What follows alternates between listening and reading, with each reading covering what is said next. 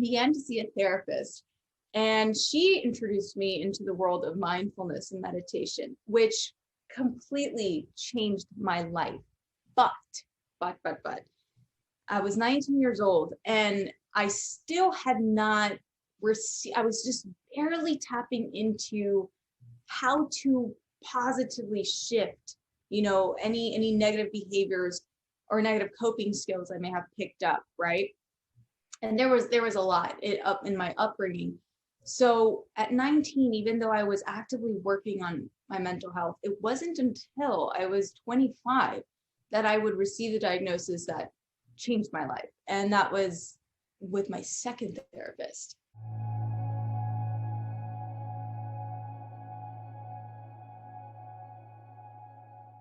Hey, welcome back to Normalize the Conversation. Today I'm here with Brenda Sarai Zuniga, a pioneer in entertainment. Brenda blends music, comedy, and mindfulness together, performing mental health education in a fun and relatable way. Brenda, thank you so much for joining me today. How are you really?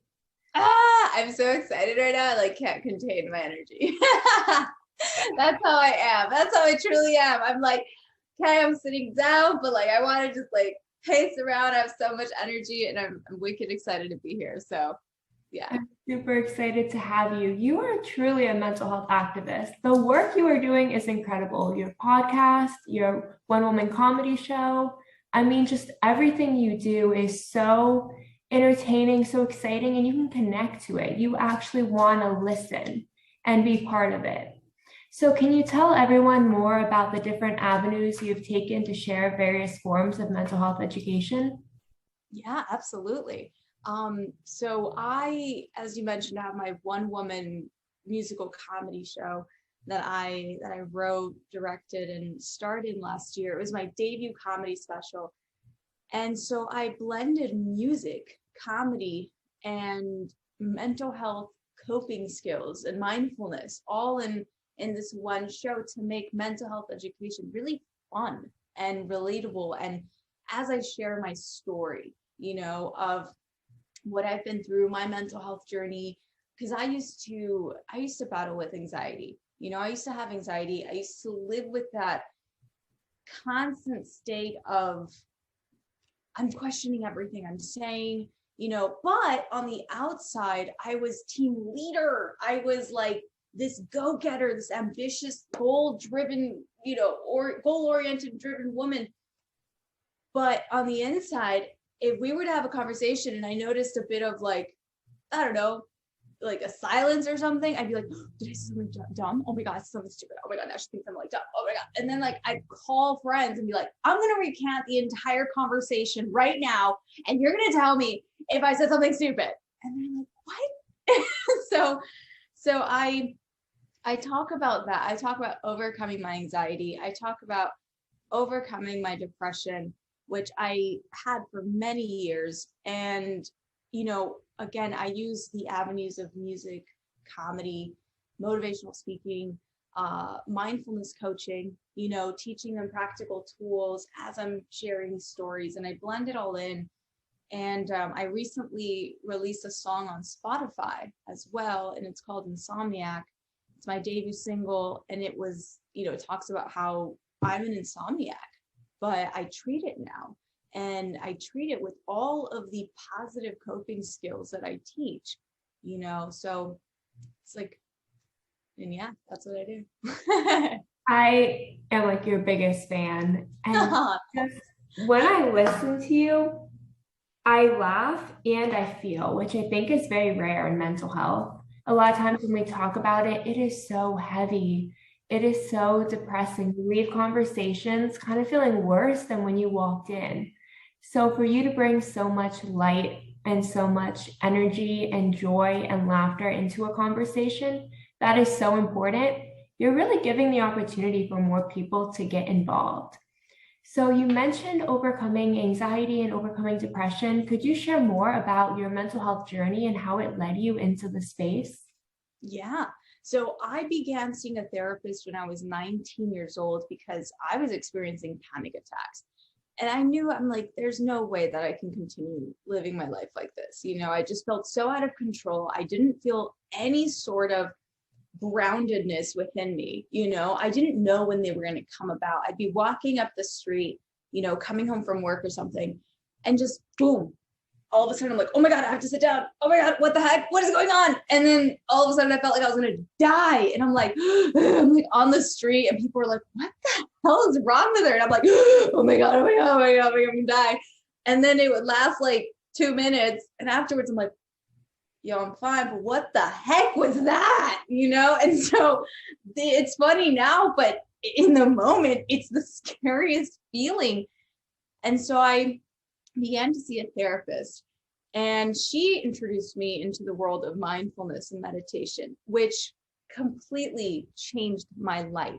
But I was 19 years old, and I still had not I was just barely tapping into how to positively shift, any negative behaviors or negative coping skills I may have picked up, right? And there was a lot up in my upbringing.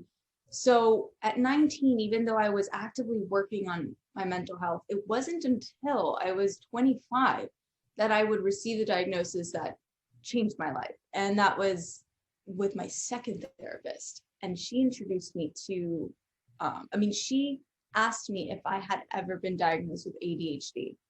And I was like, no. She goes, dude, you have like every symptom and characteristic of someone who has ADHD. Let's get you tested. Let's see what's going on. And sure enough, I have ADHD, and she's the one that suggested I try medicine. And at this time I was like, oh my God, medicine's for crazy people. Like, I don't need medicine. I'm cool. And she goes, okay, cool. So then continue to start projects, not finish them, and then get task avoidance, then get anxiety because you're not finishing them, and then feel like a failure, and then depression comes in, and then just keep going on that cycle. See how that works for you. It's like, she's right.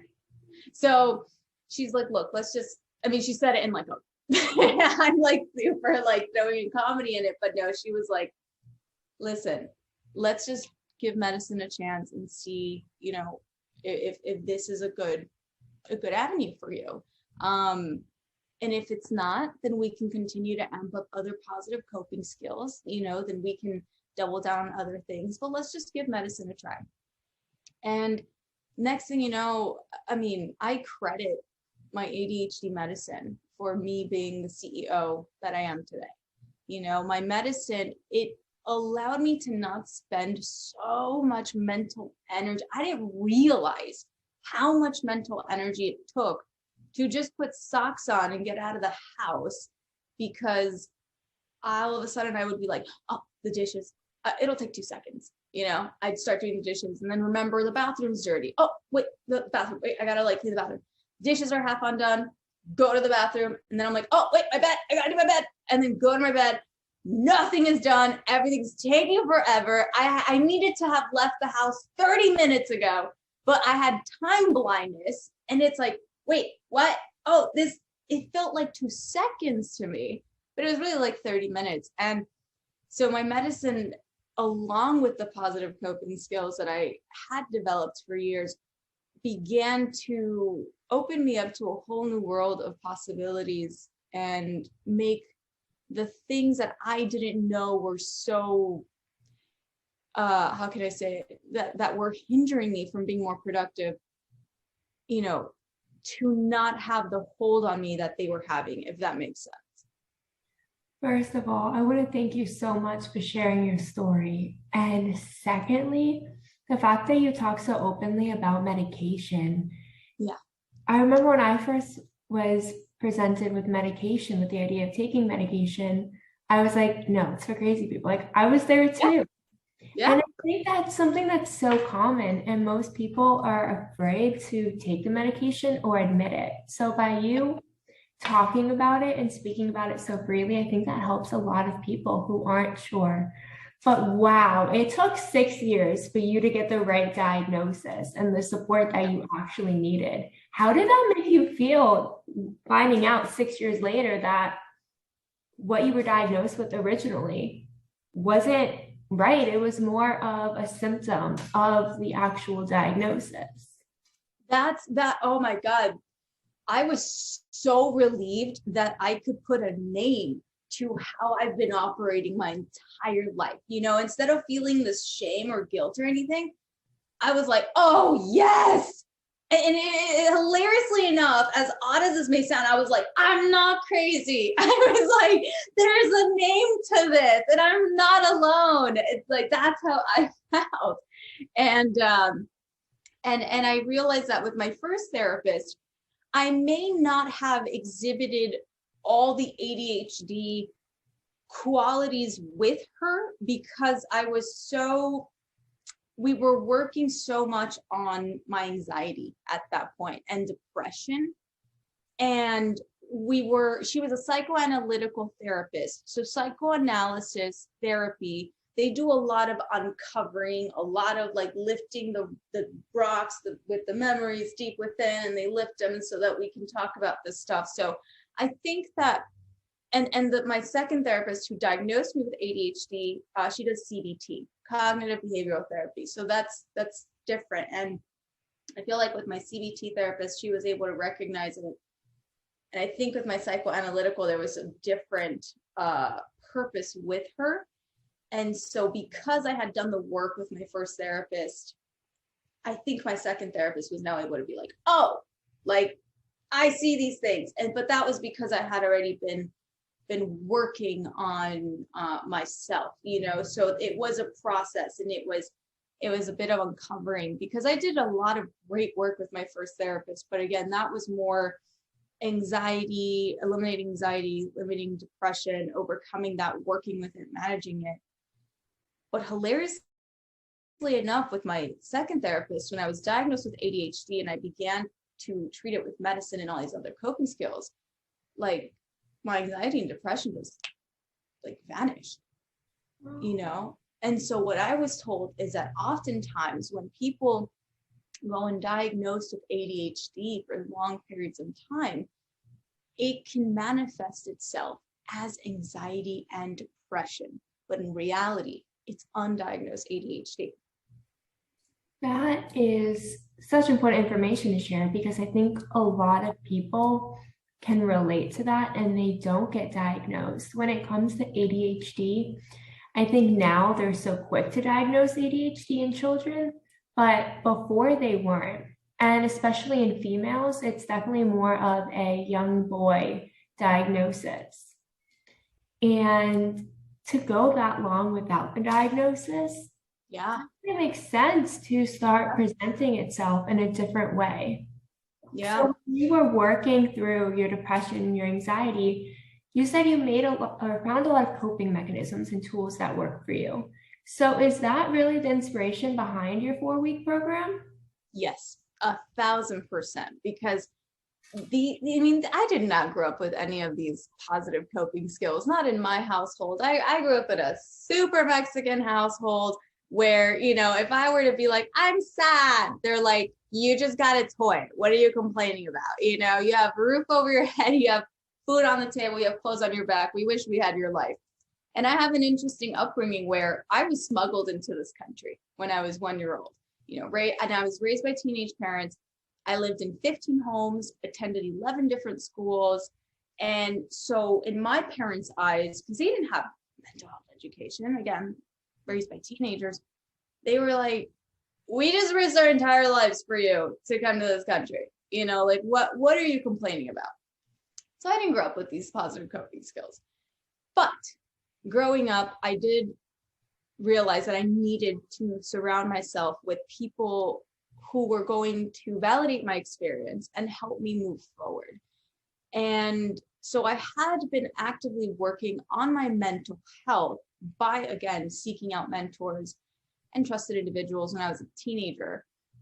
But it wasn't until, like I said, I learned these positive coping skills that I teach, like mindfulness meditation, breath work, proper breath work, how to properly breathe to activate your parasympathetic system, which is your system that's going to tell your brain, hey, we're calm, we're cool, everything's okay.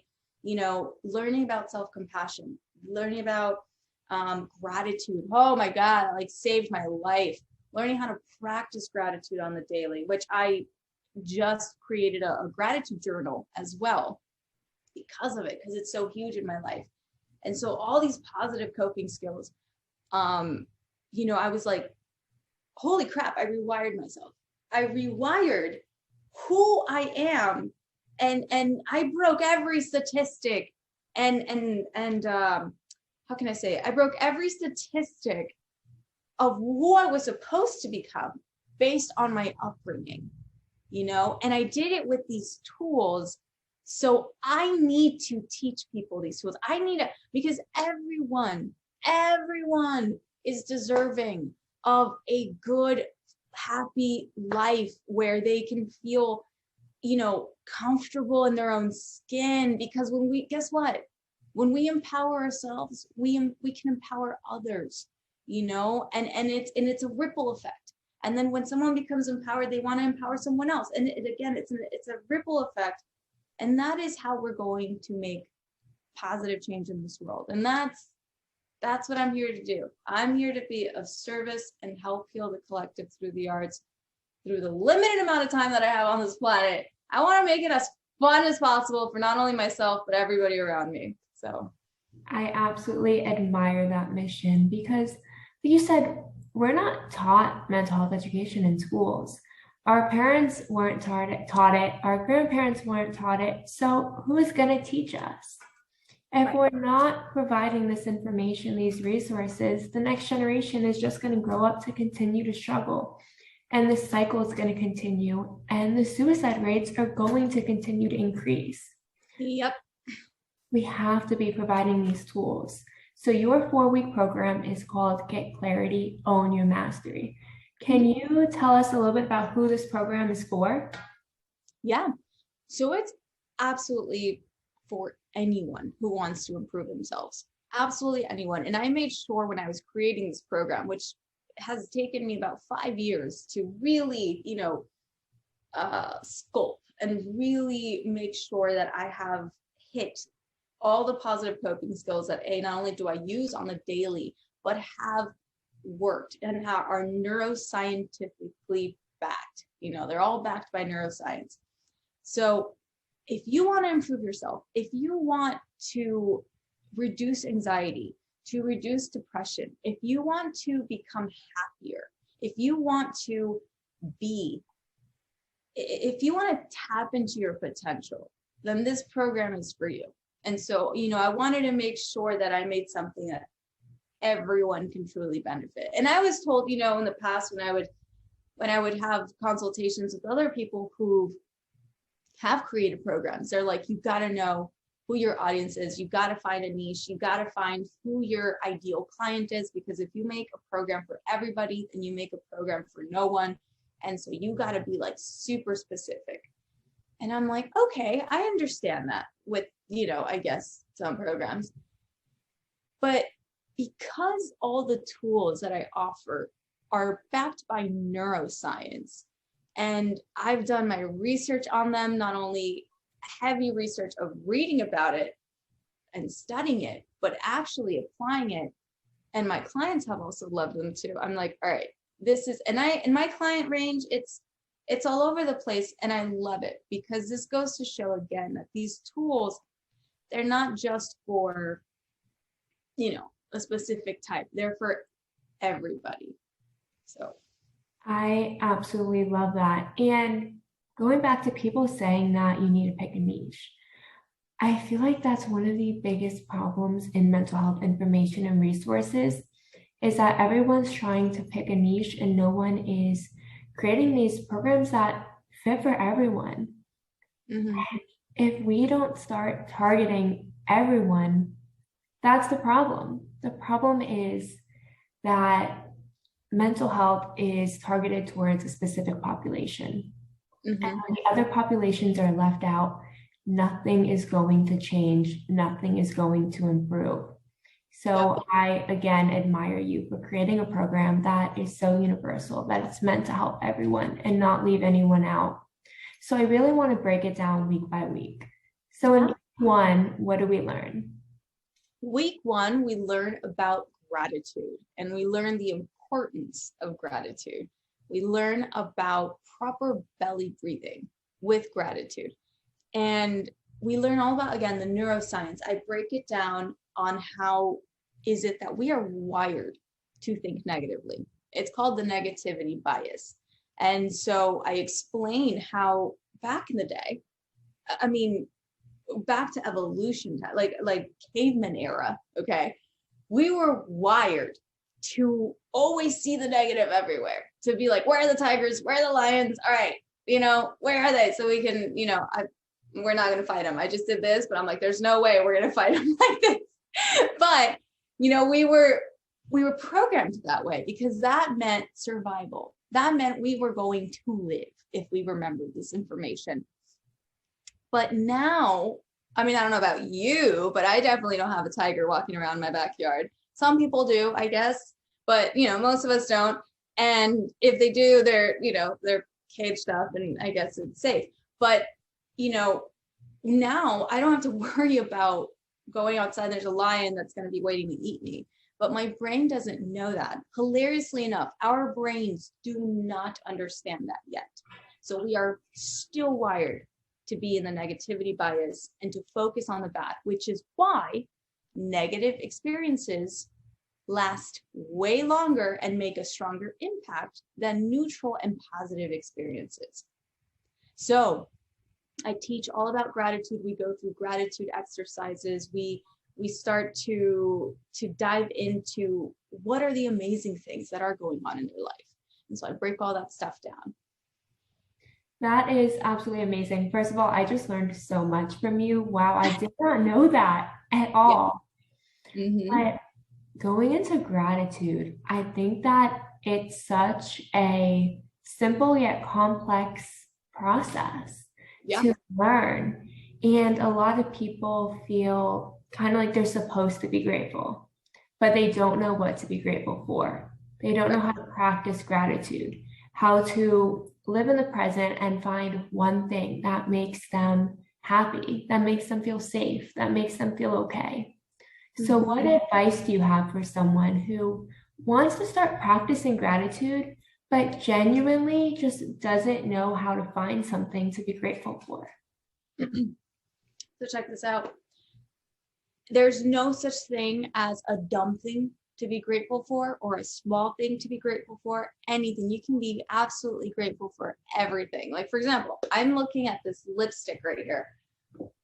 And I'm like, I'm so grateful for this because this lipstick just made my lips look real nice, okay, up in the Zoom call. I'm like, without it, probably wouldn't have popped so much. So I'm really grateful for that. I'm grateful for my phone. It allows me to conduct so much activity and connect with others, and it's just like amazing. And I'm also grateful for my bed. My bed, it allows me to sleep nice. It allows me to feel comforted and cozy. Now I'm getting into the bigger things, right? I started with just the things that I see, but now I'm getting into the bigger things. Now I'm looking around my apartment going, I am so grateful that I have a roof over my head. I'm so grateful that I know that tonight I'm going to sleep in this bed and I'm going to be safe and I have a roof over my head. So if it rains, I'm not going to be, drenched and looking like a wet rat. So, then I think about, I'm so happy I showered this morning. I have running water like that. I can turn on the what is it called? The shower faucet, whatever it is. But I turn on the shower and I have water just in an instant, and not just water, but clean water, right? I'm able to talk. I'm able to talk. Holy crap. Some people may be like, Jesus, that's not something to be grateful for. She needs to be quiet. She can't stop talking. But, I'm able, I'm so grateful. And there's so many things around us that we can be grateful for. And it's so important that we are, because this is how we rewire the negativity bias that is built in. This is how we begin to practice living a happier and healthier life. This is how we increase our dopamine, our serotonin, our neurotransmitters who are responsible for our overall well-being. So, yeah. First of all, I love the way you explain that, because just looking around you and what's around you, and finding things that make you feel good, like the lipstick or your phone, and being able to connect with people around the world with social media, with the ability to FaceTime, call, being able to Zoom, having a bed to sleep in, things we take for granted. A lot of times we don't realize how lucky and blessed we are to have these things. And if we look at it from a perspective of gratitude instead of a perspective of, oh, I have this, it makes the biggest difference. And you're right, it really does help rewire our brain. So now moving into week 2, what are we learning this week? So week 2, we are learning about positive affirmations. We are learning about an auto-suggestion. We're learning about how our subconscious works. This is like the intro to our subconscious, because we think that we operate from our conscious and what we see and what's in front of us. But we, humans, operate off of 95% of our subconscious.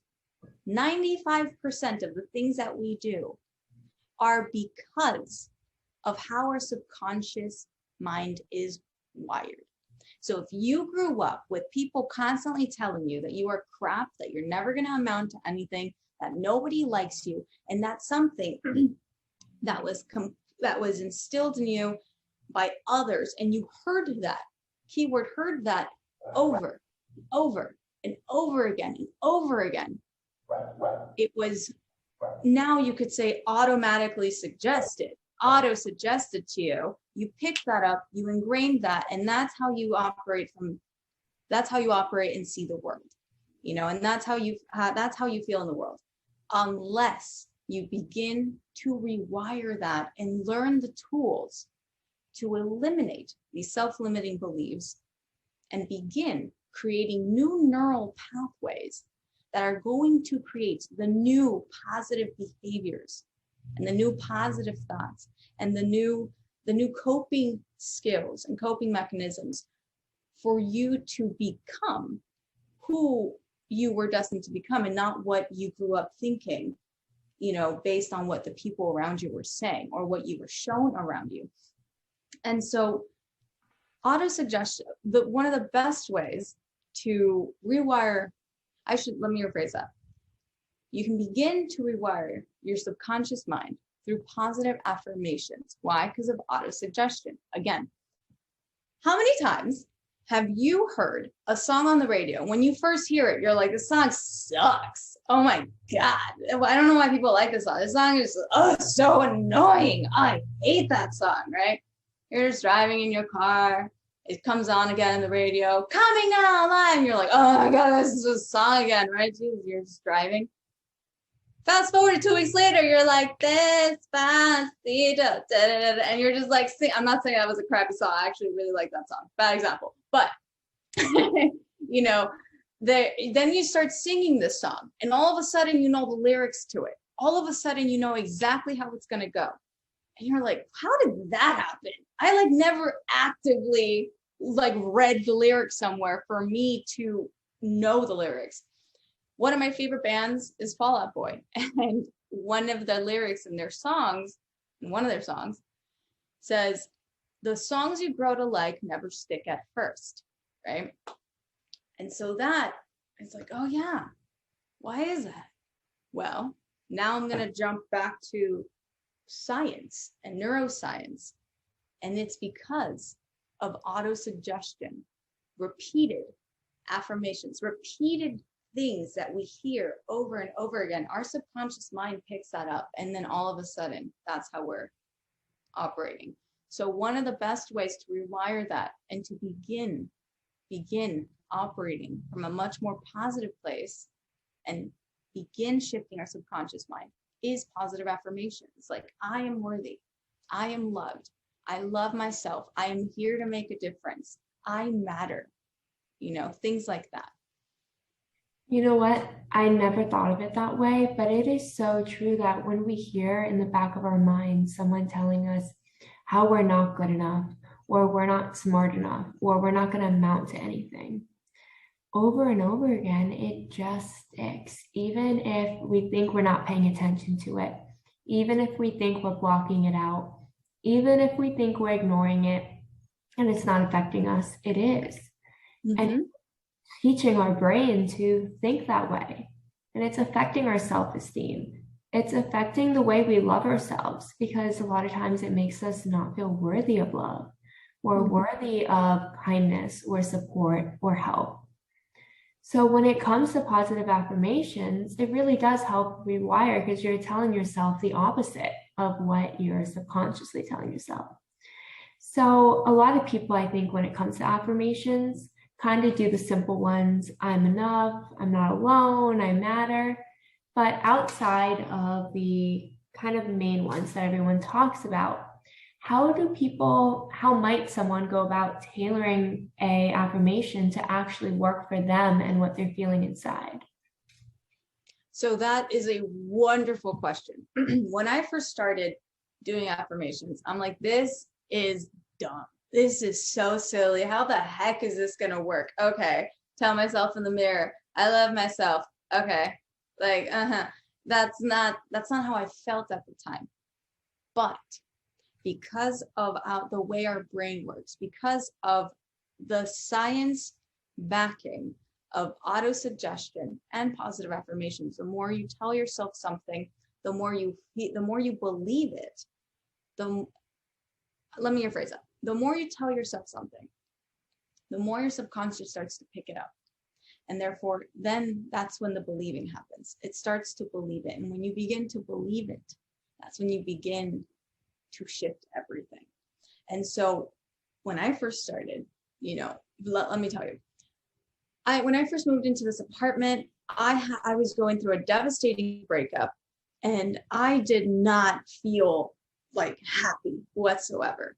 Right? But there's sticky notes all over my front door. There's sticky notes all over my kitchen. There's sticky notes everywhere. That was like, I am worthy of love. I am worthy of healthy love. I am lovable, right?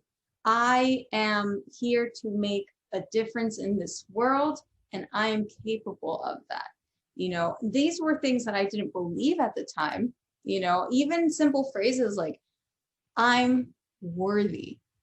It's like, wow, that's not how I felt at the time. But every single day before I left my apartment, I would read those notes. And every single day I would close the front door. I would see those notes and I would read them out loud.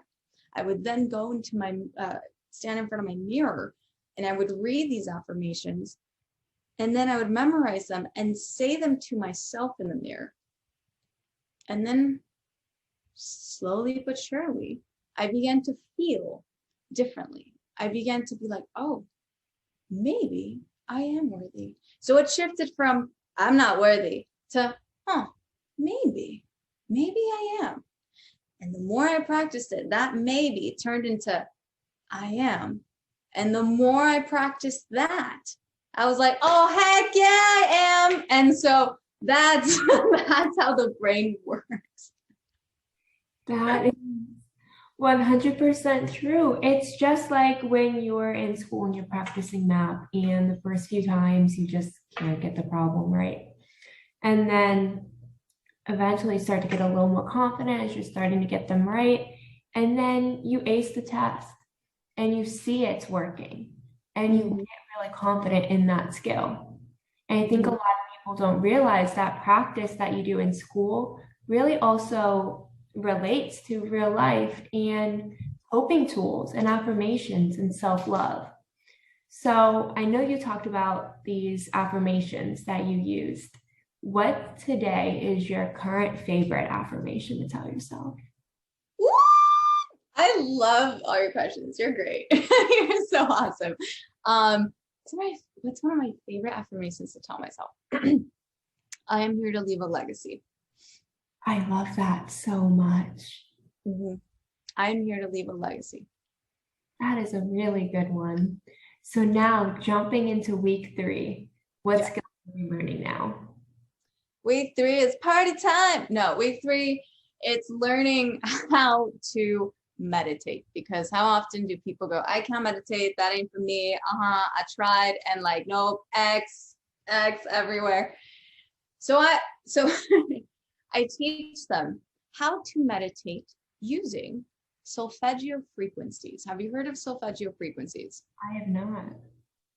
I'm very excited to begin shining light on the importance of Solfeggio Frequencies when you want to rewire your subconscious mind and you want to truly activate different parts of your brain for a psychosomatic connection, not only heal your mind, but also heal your body at the same time. And this is what Solfeggio Frequencies do. Now, the neuroscience behind mindfulness meditation goes like this. Our brain, there's a medial prefrontal cortex, which is the me center. Then there's the prefrontal cortex, which is responsible for our mood, regulating emotions, logical thinking, focus, attention, all that stuff. Our medial prefrontal cortex is responsible for passing that information, taking any information that we receive in the outer world and filtering it through either the prefrontal cortex or the amygdala. The amygdala is our fight or flight system. And when we have a strong tie to from our me center to the amygdala, that's when we operate more off of aggression, hostility, anxiety, depression, you name it, right? But when we have a strong tie to the prefrontal cortex, we are able to operate from a much more balanced perspective, balanced emotions, rationale, logical thinking, So we start to increase our activity from our prefrontal cortex to our prefrontal cortex when we begin to activate all those things. Or let me rephrase that. What meditation does is it strengthens our tie to the prefrontal cortex while weakening the connection to our amygdala. And so again, we are able to operate off a more balanced perspective, balanced emotions kind of way. But again, you try and tell someone to just be quiet, sit there and just think of nothing, and you get the opposite. You get someone who's going to fidget around and is going to have every single thought come to their mind, like, I want French fries or like cookies or whatever, right? So with Solfeggio Frequencies, what I do is I teach them about the different frequencies that exist, which will have different effects on the body and on the mind as well. And so what we do is we do short meditations. It starts with like 1 minute. They'll put on the Solfeggio frequency, and then I will guide that meditation. And it's like, okay, breathe in for 4 seconds, hold it for 4, breathe out for 5. All right, we're going to do it again. And we do it for 1 minute. Then we talk about it. We do it again for another minute. And then we increase it to 2 minutes.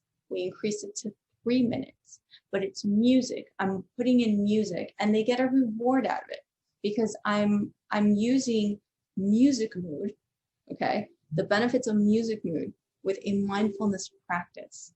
And so what you get is, again, this incredible new stimulation in your mind, and you're strengthening the parts that are going to have you be more grounded, have more control over your emotions, and feel centered and grounded. I can't say that enough. I also have an MX3 formula, which I shouldn't say messes around. I have an MX3 formula that will activate the dopamine and serotonin and all this stuff, which means that you meditate for 3 minutes, and then you listen to your favorite song, and then you meditate again for 3 minutes. And the reason why you listen to your favorite song right in the middle is because what you're doing is you are playing on the reward system. We are all very reward system driven. Okay, that's how our brains operate, especially the ADHD brains, especially. So when you meditate for 3 minutes, as you're meditating, your brain in the back of its, brain is like, we're going to get a reward out of this. We're going to get to listen to our favorite song. So when you listen to your favorite song, again, dopamine goes up, serotonin goes up, you feel really good. And what happens is when dopamine goes up, that is one of the neurotransmitters responsible for motivation, for keeping your attention, for pleasure, for reward. So then when you listen to your favorite song, now you are more motivated and will find it a lot more inspiring and easy to meditate again because you just got rewarded. So I do different things like that. I absolutely love that because I'm one of those people who can't meditate. Yeah. I can't, like, it's never going to be quiet in my mind.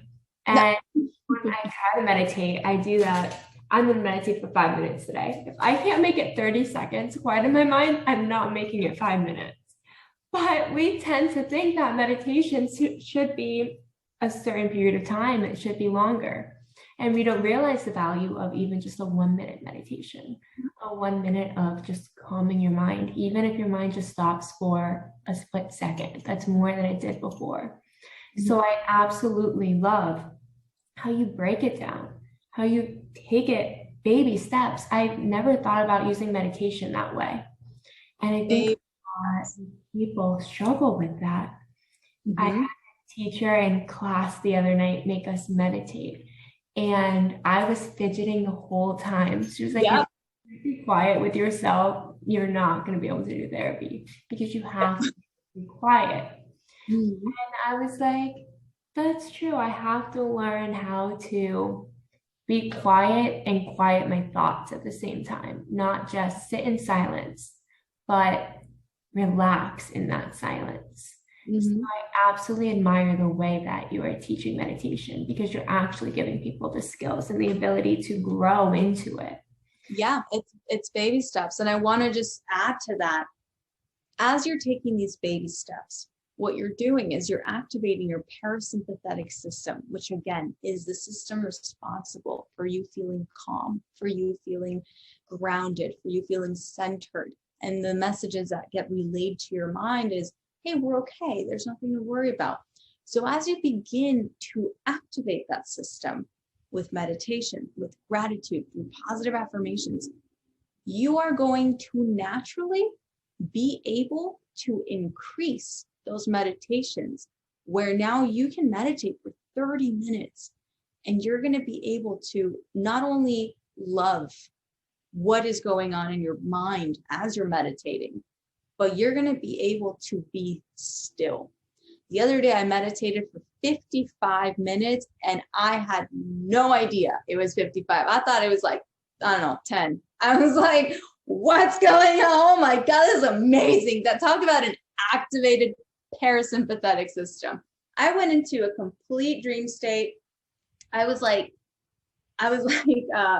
envisioning all these incredible things in my mind. I was like, I don't know, like flying in space or something. And I'm like, this is so cool. And I was like breathing so nice. My mind was relaxed. I was so relaxed. I woke up because of an alarm and I'm like, oh my God, I've been here for 55 minutes. But let me tell you, when I woke up, woo, was I relaxed? Somebody could have flipped me off and I would have been like, I love you. You know, I love you. Because like my parasympathetic system was so activated. Seriously. I was like, and that's what I'm talking about. When we practice all these tools, we're strengthening the other part of our brain that will allow us to be grounded and centered. That is absolutely amazing. It just goes to show the value and benefits of actually learning how to properly meditate. So lastly, let's go into week 4. What is week 4 bringing us? Week 4. I love week 4. Week 4 is bringing us self-compassion. So it's kind of like the wrap up of everything we've learned and being like, not only the physical wrap up, but it's also going, good job for learning all of this. Now, self-compassion, what is that and why is that important, right?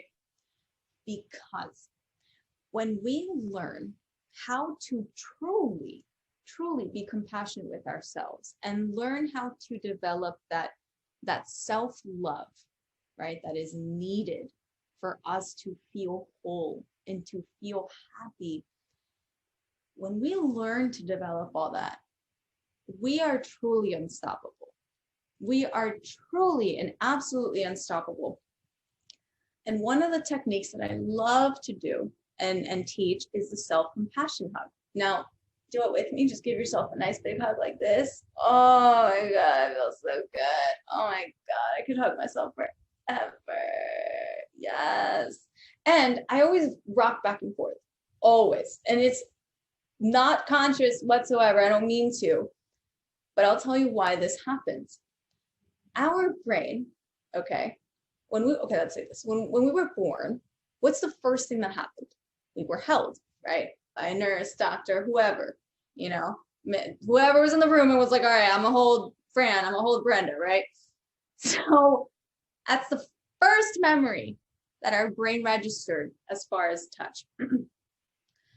And when that happened, that was a safe experience, right?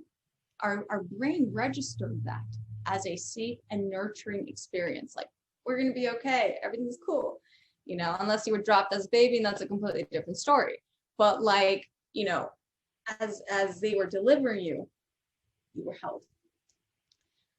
And so when we hug ourselves now, our brain does not know the difference from when you were born to now. So our brain just goes, oh, we're safe.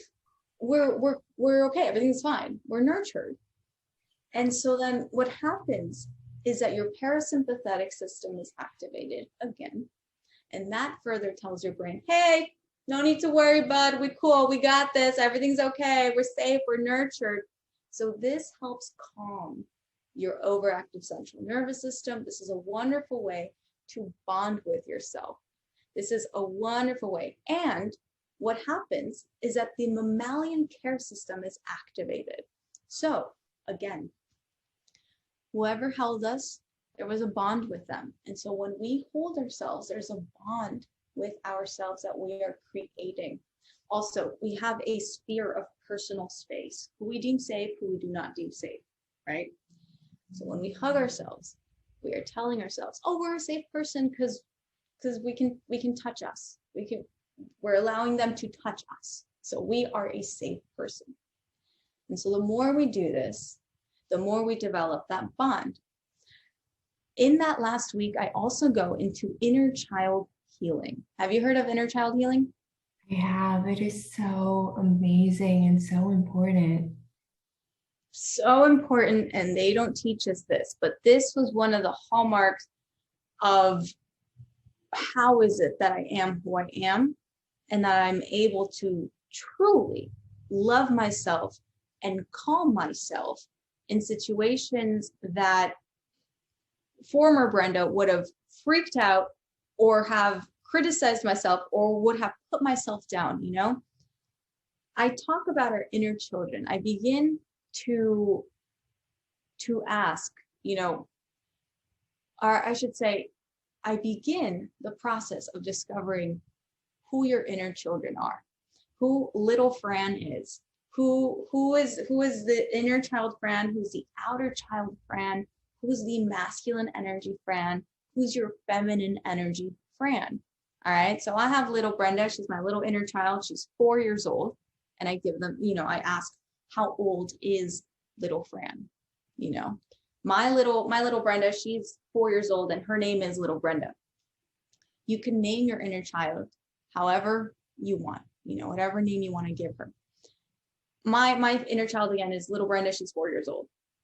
My outer child is Roxy, because that was my nickname in high school. Your outer child is usually your teenage self.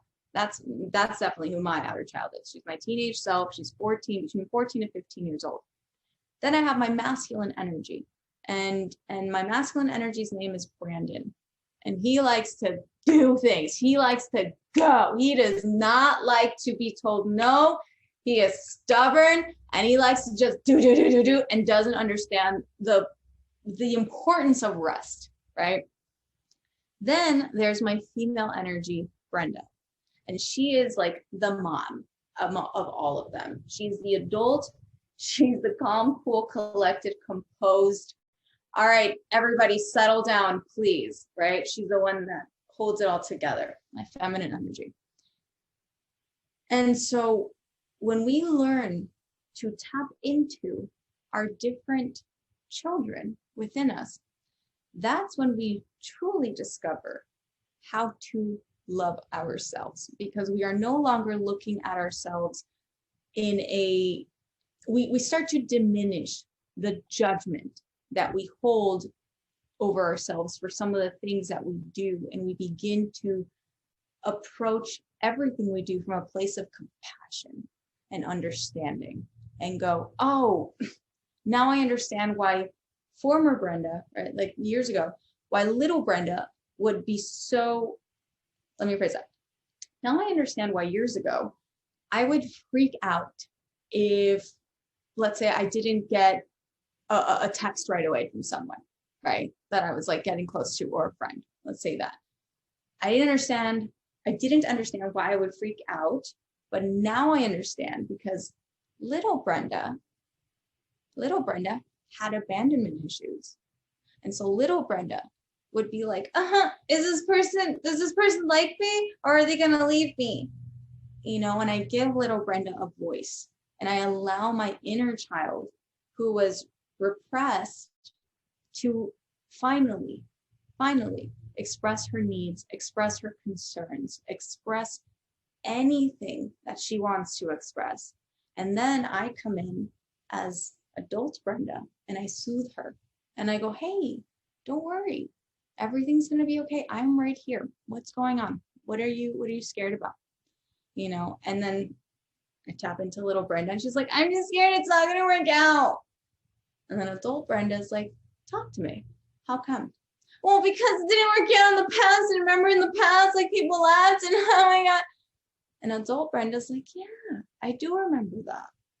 And that sucked, didn't it? Yeah, it did. But guess what? We are 29 years old now, and I'm here to protect you. And no one has the ability to abandon us anymore. You know, I'm here, and we have friends that love us, but most importantly, I'm here, and I got you, and I'm never going to leave you. And it's okay. And you have Roxy, and you have Brandon, and we're here for you. And so when you begin to talk to yourself like this, that's when you will never talk to yourself in a negative way ever again. It's just, you can't.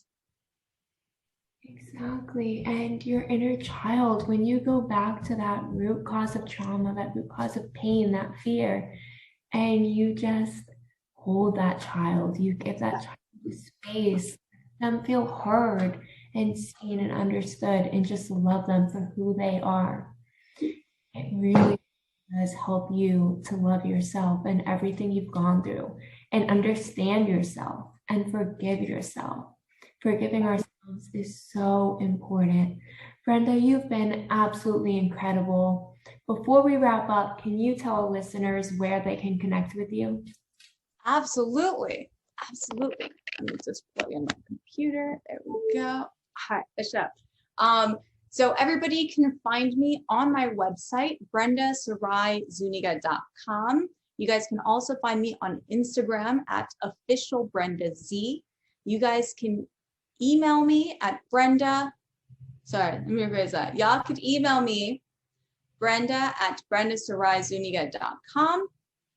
Also, you guys can find me on YouTube. You guys can type in Getting Mental with Brenda Sarai Zuniga. I'm trying to see where else. But yeah, mostly I'm super active on Instagram. That's the main platform. So again, official Brenda Z. Oh, also at Getting Mental Pod, you guys can see more clips of my podcast.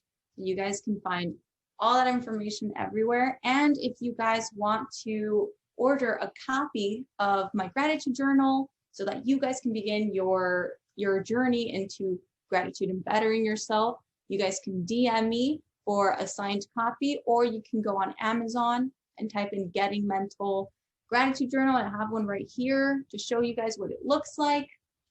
This is what it looks like right here. So there you go. Thank you so much for joining me today. It was an absolute pleasure speaking with you and learning from you. Oh, no, thank you for having me. Thank you for reaching out. My God, you are an inspiration. You I'm your biggest fan, friend. Seriously, I'm your biggest fan. Like, you are absolutely incredible. And thank you so much for your workbook. You Are Not Alone workbook. Oh my God, it's awesome. Thank you. I'm so happy you enjoyed it. Heck yes. Look, little Brenda loved it. She was like, I love this book. I'm like, I know, I do too. Like, this is so cool. Thank you so much for all of your support, your kindness, your encouragement, and lending your voice to mental health and really normalizing the conversation. I appreciate you. Of course. I appreciate you. Thank you so much for having me.